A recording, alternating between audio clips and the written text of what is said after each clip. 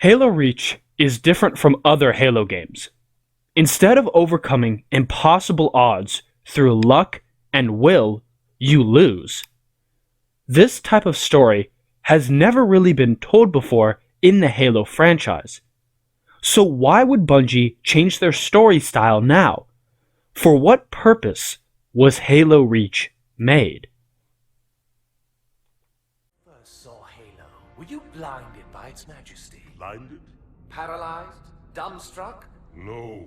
Yet the humans were able to evade your ships, land on the sacred ring, and desecrate it with their filthy footsteps. In every Halo game, the Covenant has a face to it. Someone or thing that you can direct all your attention at and try and stop it or them. In Halo CE, it was the Ring. In Halo 2 and 3, it was the Prophets.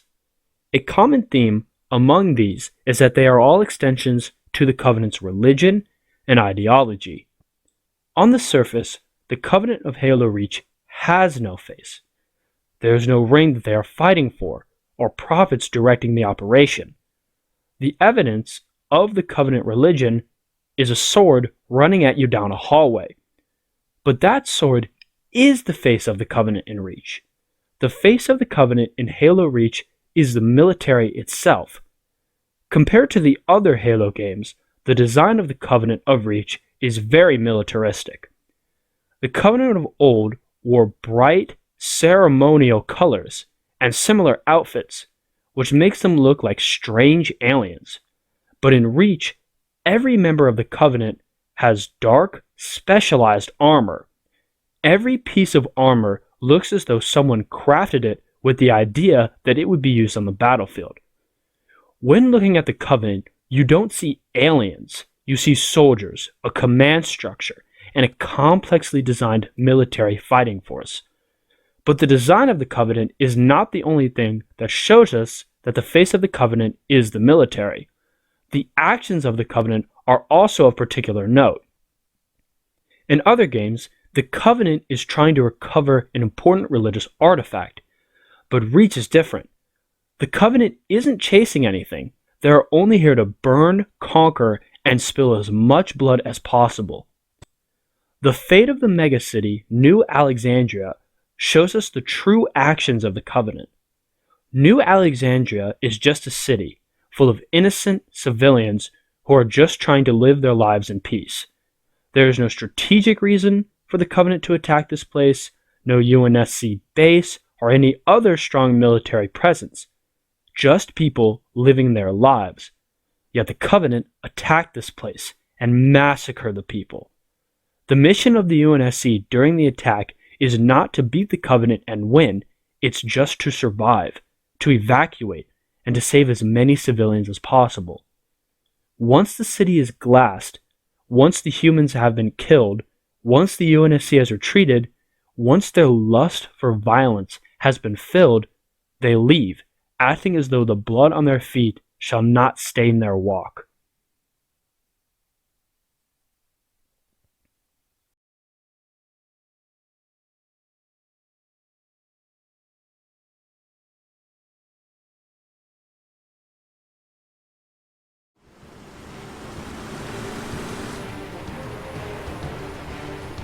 That landing zone has been tagged by UNSC Command as a Priority 1 target.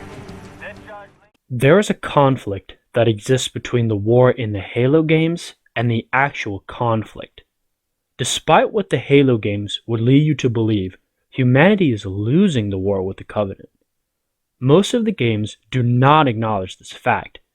ODST is the only game that says it, but besides this, you see no evidence of it. But Reach breaks this curse by showing us what the war with the Covenant truly looked like. It was not a war of victory, as some of the other games would lead you to believe. It was a war that almost drove humanity to extinction. A core theme of Reach is the cost of conflict. Every little victory against the Covenant comes with an equal or greater cost.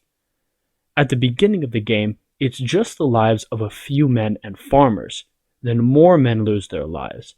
Then it's your fellow Spartans. And finally, your life. The death of the Spartans, whether on your team or not, is of particular note. Spartans in the Halo games are shown to be the best thing humanity has created. The smartest, strongest, and with the best tech. They are the pinnacle of human ingenuity. Spartans never die, they're just missing in action is a phrase that shows how powerful the Spartans were, and how they were perceived. To see them so casually die and their bodies laying around forgotten really shows us what the war with the Covenant truly looked like. Another thing that Reach shows us is just how futile the humans' fight with the Covenant was. Every effort that is made that could end the fight always fails. You defend Oni base only for it to fall later. You destroy the Spire only for a Corvette to show up. You destroy the Corvette only for more Covenant ships to show up.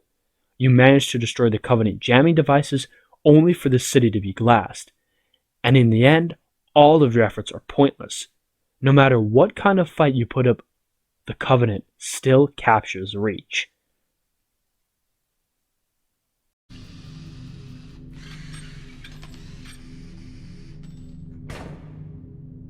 How long? Question of my life. To answer the question from the beginning, for what purpose was Halo Reach made? The reason Halo Reach was made is that it's a necessity. It was necessary to show us that the face of the Covenant was not just their religion, but their military. It was necessary to show us what the conflict with the Covenant truly looked like. That many millions of innocent and strong individuals lost their lives trying to stop the Covenant. It was necessary to show us all of these things to help reinforce the Master Chief and Cortana. If it was not for the actions of these two individuals, then humanity would have been lost, and we would have been driven to extinction. Halo Reach allows us to view all of the events in the other games in a new light. Without Halo Reach, we would not be able to fully grasp the conflict between the humans and the Covenant, and that is why Halo Reach is a necessity.